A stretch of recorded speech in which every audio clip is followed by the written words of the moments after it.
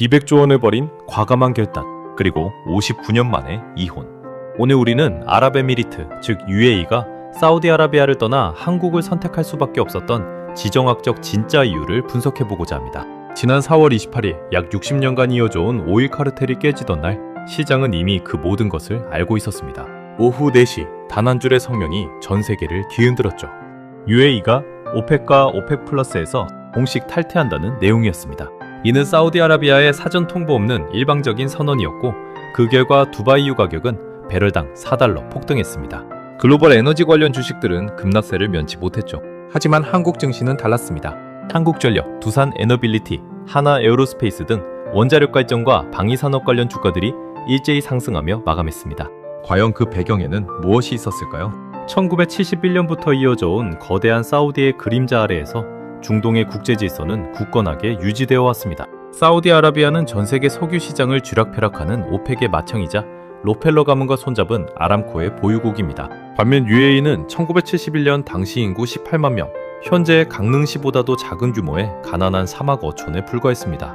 이 60년 동안 UAE는 1973년 오일 쇼크, 1980년대 이란, 이라크 전쟁, 1990년 걸프전까지 모든 원유 가격 결정과 지정학적 노선을 이 큰형님 사우디아라비아에 전적으로 위탁해왔습니다. 하지만 이 형제국 관계에도 균열이 생기기 시작했습니다. 2015년 사우디의 실권자인 무함마드 빈 살만 왕세자가 집권하면서 예측 불가능한 권력 행보가 시작됩니다. 2017년에는 카타르를 전격 봉쇄하고 리츠 칼튼 호텔 숙청 사건을 일으키며 UAE와의 신뢰에 큰 금이 갔습니다. 이어서 2019년 예멘 내전에서는 사우디는 정부군을, UAE는 남부 분리주의 세력을 지원하며 서로 정반대 편에서는 대리전 양상을 보이기도 했습니다. 결국 UAE는 일방적으로 군대를 철수하며 사우디와 다른 길을 걷기 시작했습니다.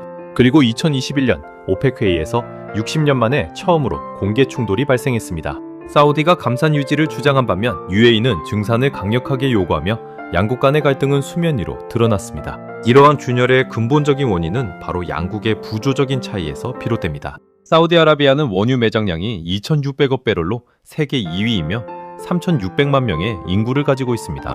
이들에게는 100년 이상을 버틸 수 있는 여유가 있었죠. 따라서 이들의 핵심 국가 전략은 감산 정책을 통해 원유를 비싸게 팔고 이를 통해 네옴시티 건설 자금을 확보하는 것이었습니다. 반면 UAE의 원유 매장량은 1,000억 배럴로 사우디의 절반에도 미치지 못합니다. 2천만 명의 인구 중 자국민 비율은 단 11%에 불과하며 89%는 외국인입니다.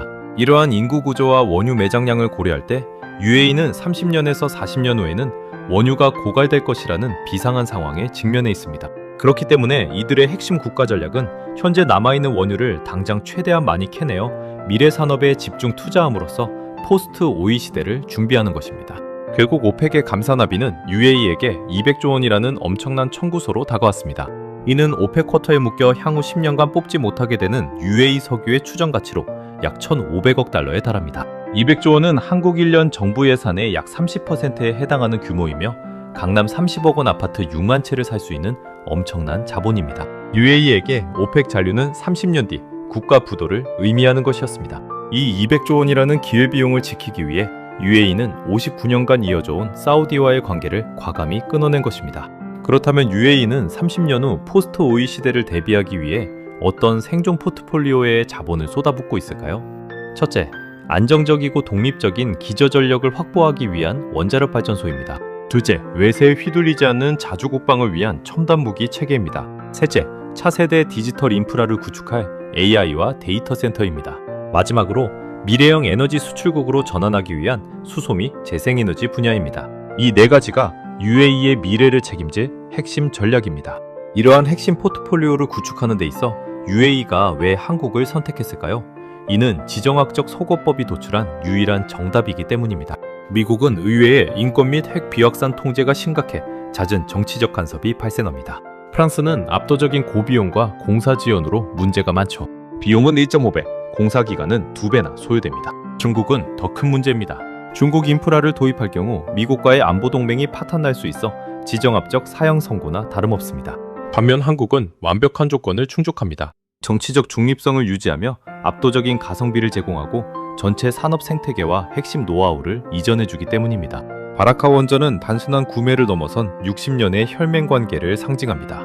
현재 UAE 전체 전력의 25%를 한국형 원전이 책임지고 있으며 한국 원전이 멈추면 UAE 가정 4곳 중 한 곳이 정전되는 심각한 상황이 발생합니다.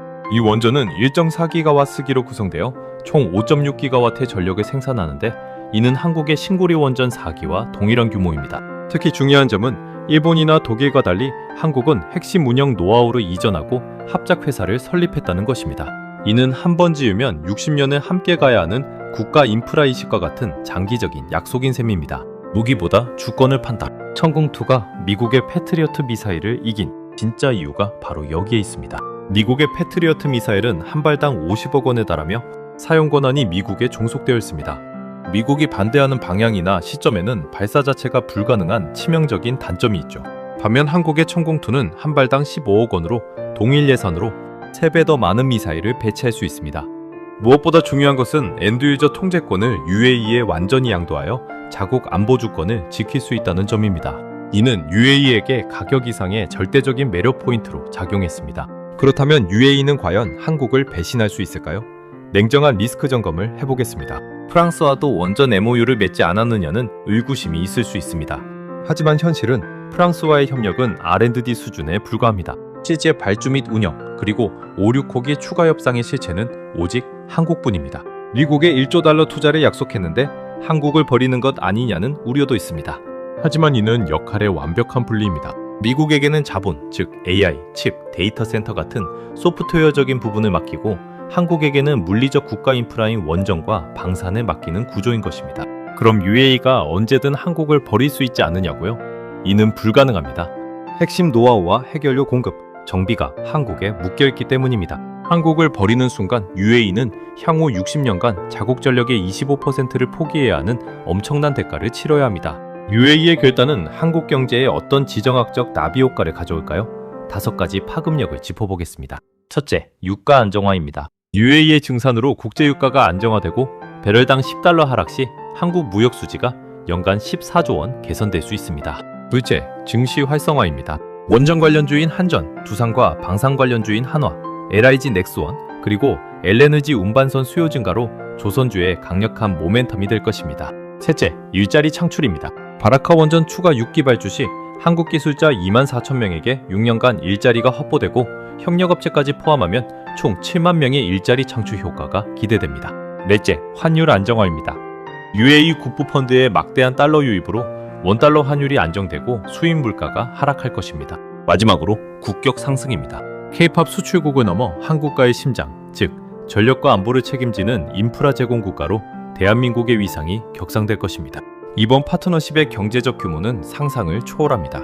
2026년까지 UAE가 한국과 공동 추진하기로 합의한 포괄적 투자 및 협력 규모는 무려 92조 원, 약 650억 달러에 달합니다.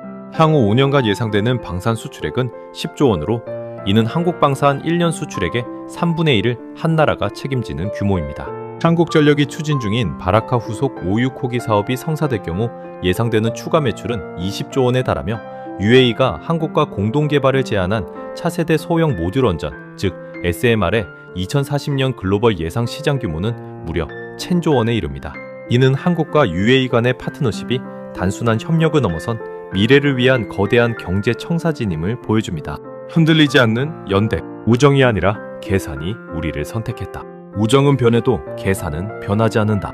이 말은 UAE의 입장을 가장 잘 대변하고 있습니다.